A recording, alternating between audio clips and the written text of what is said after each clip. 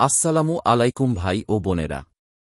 আজকে আলোচনার বিষয় স্বপ্নে যদি কেউ বিড়াল দেখতে পায় তাহলে কি হয়।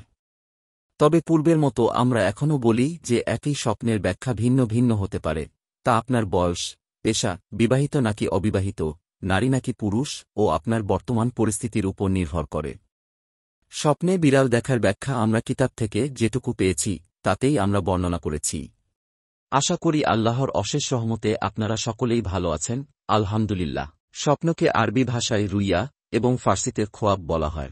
হযরত হুরায়রা রাদিয়াল্লাহু আনহু থেকে বর্ণিত, রাসূলুল্লাহ সাল্লাল্লাহু আলাইহি ওয়াসাল্লাম ইরশাদ করেছেন, রুইয়ায়ে সালেহা তথা ভালো স্বপ্ন আল্লাহর নিকট থেকে দেখানো হয়।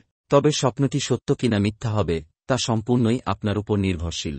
ইসলামিক হাদিস অনুসারে যদি আপনি পাক পবিত্র অবস্থায় ডান কাঁধ হয়ে ঘুম আসেন এবং রাত 12টার পর থেকে ফজর আজানের আগে যদি কোনো ভালো স্বপ্ন দেখে থাকেন, তাহলে এটি আল্লাহর নিকট থেকে দেখানো হয়েছে এবং খুব অচিরেই আপনার স্বপ্নটি সত্য হবে, ইনশাআল্লাহ। স্বপ্নের এই ব্যাখ্যাটি আমরা ইবনে সিরিন রহমতুল্লাহি আলাইহি এর স্বপ্নের তাবির বই থেকে নিয়েছি।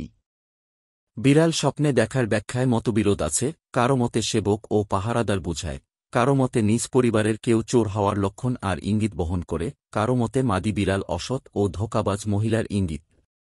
বিড়াল কারো পাশে ঘুরতে বা পাহারা দিতে অথবা কোনো কিছু হঠাৎ করে নিয়ে যেতে দেখলে বুঝতে হবে সে ক্ষতি করবে, এরপর উপকার করবে।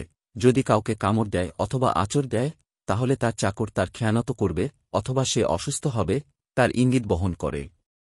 ইমাম ইবনে শিরিন বলতেন, বিড়াল স্বপ্নে দেখার ব্যাখ্যা হল রোগের বর্ষ। যদি বুনো বিড়াল হয় তাহলে কঠিন ব্যাধি বুঝাবে, বুনো না হলে সুখ শান্তির বর্ষ বুঝাবে।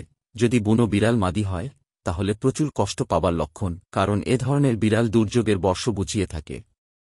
এমন একটি ঘটনা আছে যে জনৈক মহিলা ইমাম ইবনে শিরিনের কাছে এসে বলল, আমি স্বপ্নে দেখেছি একটি বিড়াল তার মাথা আমার স্বামীর পেটে ঢুকিয়ে কিছু যেন বের করে খেয়ে ফেল। এর ব্যাখ্যায় ইবনে শিরিন বললেন, ঘটনা সত্যই হয়ে থাকলে বুঝতে হবে তোমার স্বামীর দোকানে হাবশী চোর প্রবেশ করবে এবং সে 316টি দিরহাম চুরি করবে, তার ইঙ্গিত বহন করে। পরে ঘটনাটি এমনই ঘটেছিল যেমনটি তিনি ব্যাখ্যা করেছেন। তার বাড়ির পাশে এক হাবশী থাকত, লোকেরা তাকে ধরে চুরির কথা জিজ্ঞেস করে ও ইবনে শিরিনের কাছে নিয়ে আসে। আগন্তুক ব্যক্তি ইবনে শিরিনকে জিজ্ঞেস করে যে আপনি কিভাবে বুঝতে পারলেন এবং কিভাবে উদ্ঘাটন করলেন। জবাবে ইবনে শিরিন বললেন, বিড়াল হল চোর, পেট হল সম্পদ, বিড়ালের আহার করা হল চুরি করা। এই রকম আরও ইসলামিক ভিডিও পেতে আমাদের চ্যানেলটি এখনই সাবস্ক্রাইব করুন এবং পাশে থাকা বেল আইকনটি বাজিয়ে দিন। ততক্ষণে ভালো থাকবেন, সুস্থ থাকবেন, ধন্যবাদ।